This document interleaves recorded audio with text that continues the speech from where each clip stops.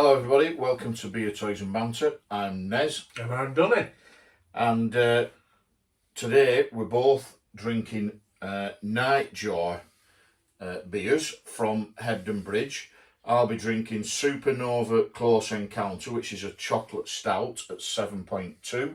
And I'm going for Zozo, which is the Black Forest Cherry Porter at 6.7. I have to say, the Black Forest Cherry Porter sounds great. Oh man, it smells of Black Forest. So straight away, beautiful, thick, stout, dark colouring. Yeah, you can actually smell the chocolate in that. So let's give that a go.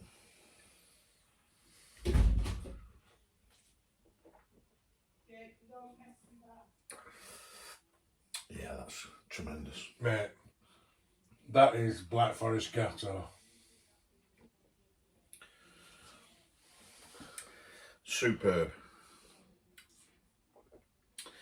So, I know that you've added to your droids and Ewoks. That is literally Black Forest Gatto, is that?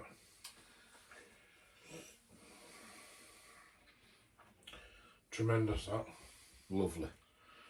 So that's Zozo Black Forest Cherry Porter from Nightjar. And that's Close Encounter Supernova, also from Nightjar. So as I was saying, I know you've added to your Ewoks and Droids collection. So yeah. What have you got? I'm just plodding on, just filling holes where I can. So this time I bought King Gornesh. Great figure. I still need a few more, but I actually got this from States. And it worked out with normal things and customs charges. It worked out at 80 quid. Which for a complete one, it's great. Great figure. I'm really enjoying collecting these. I still need, obviously, I still need Log Ray and a few others and Flicks, but it's a great little figure. Show that to camera there. Look at that. I'm really enjoying collecting these. Yeah, it's a slow burn for me. They don't come up very often. No, not at the right price anyway. But it's something I can just add to if I see one, and I'm just plodding along. Yeah. But I'm quite surprised at that. 80 quid including postums and customs. Sounds expensive to me, but I give 20 quid for mine years ago. Yeah. But I guess that's the game, that's the hobby, isn't it? The longer you wait, the more expensive they're going to be. So that's great. So that's mine, King Gornesh, from the Ewoks and Droids figures. Nice. What have you got, mate? I thought I'd talk about the wave 2 of the retro figures.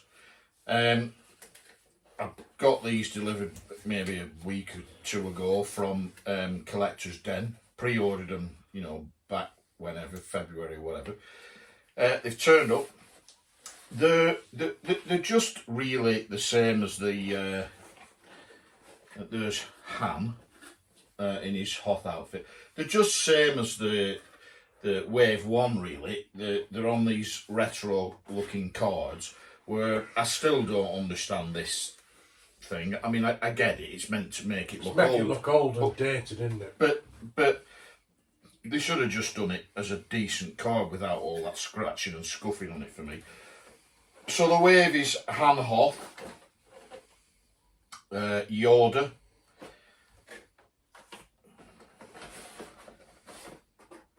Lando Calrissian. I'm going to drop these on. Yeah. Boba Fett, which is the one that I expect will sell out first because there's lots of Fett collectors, including this one stood next to me. This is what I've had to do because I wanted a Fett for my cabinet. I thought if I take the Fett out of my vintage, the retro set, it's no good. So I've had to buy another Fett to go in my cabinet. So that's still a full box.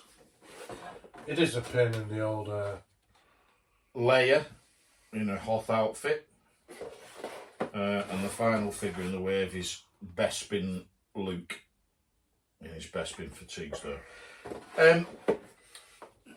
Yeah, the great figures. But it's funny, we both agree what we're going to do with him. Yeah, I saw a humorous meme on social media that said we're literally selling you the same stuff. Didn't say stuff, but we're literally selling you the same stuff that we sold you 40 years ago for 10 times the price, and they are. And we're buying it. These were 70p or something when they came out, or 99p or whatever, and now they're a tenner a figure.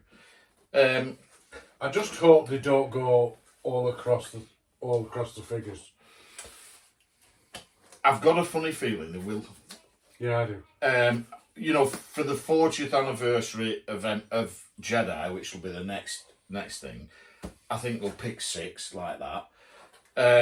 And possibly a game, because there's also a game that's got the Luke Skywalker snow speeder figure in it, which is similar to the Tarkin one, which from Wave 1, which has never been out before. So at least there is one that's never been out before.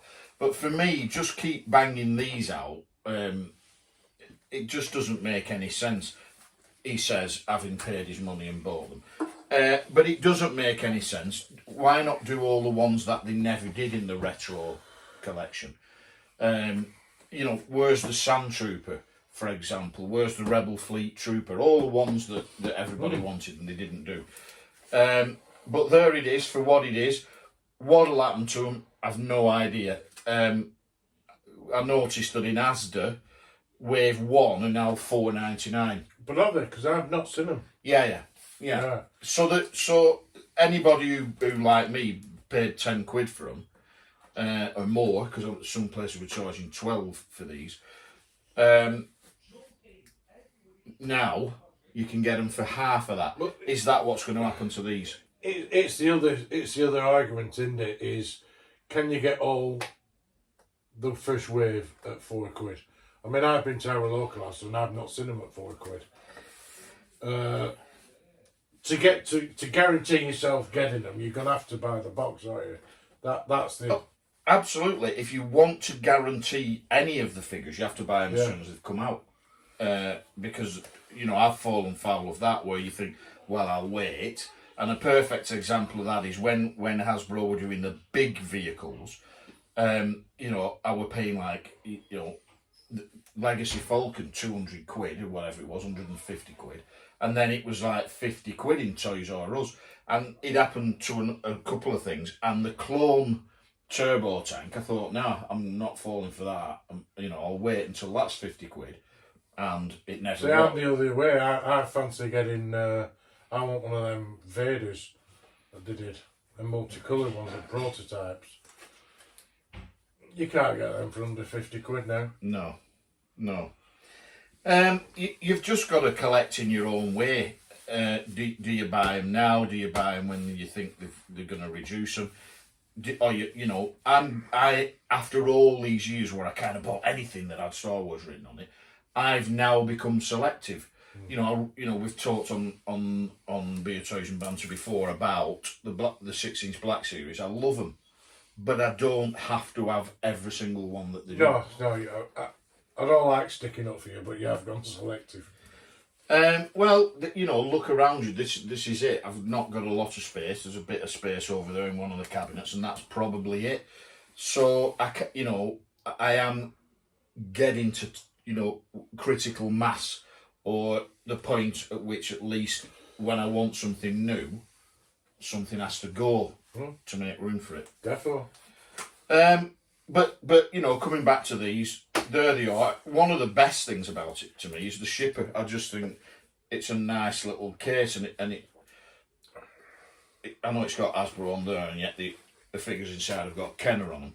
It would have been nice if they'd have done the shipper as an old-fashioned vintage shipping box.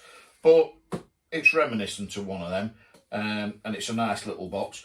Until I figure out how I'm going to display them, that's where they're going to stay. So I'm going to put them up there on top of that cabinet until I can figure out how to display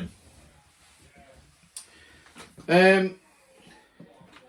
I think that just about does it. Yeah, absolutely, mate. Absolutely. So if you like what we're doing, give us that big thumbs up. Subscribe, tell your friends about us, and please, again, leave us your comments. We love reading them. Tell us what beers you want us to drink, and tell us which toys you want us to talk about. We'll probably do another little look at my collection pretty soon, and a look at Dunny's FET Focus pretty soon. And also, you know, we've got ideas for taking a few episodes out on the road, and also maybe having 1 or 2 guests. But that's all coming up in the future. So for now, Dunny, cheers. Cheers, Nez. Everybody, cheers and good health. Cheers, everybody. Good health.